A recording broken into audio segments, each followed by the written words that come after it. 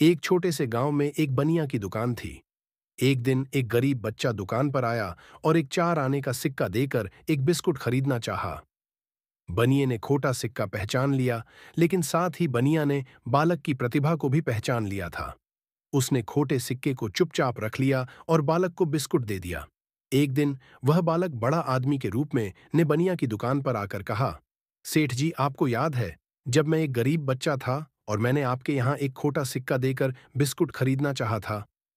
आपने मुझे बिस्कुट दे दिया था, जबकि आप जानते थे कि सिक्का खोटा था।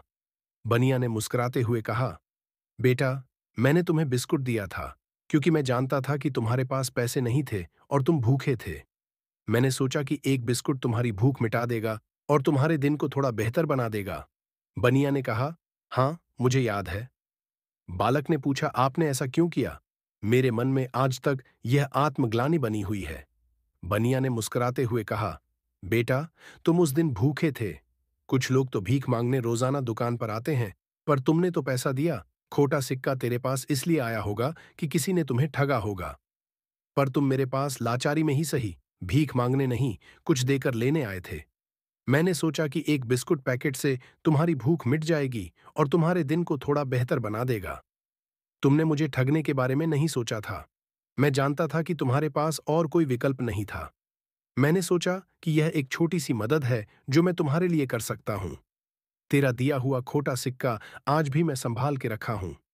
और आज, जब तुम एक अच्छे इंसान बन गए हो, मुझे गर्व होता है कि मैंने खोटा सिक्का पहचान लिया था, जो आज मेरे सामने हीरे सा चमकता मेरे सामने है। उस आदमी ने बनिया को धन्यवाद दिया और कहा, मैं आपके एहसान को कभी नहीं भूलूंगा।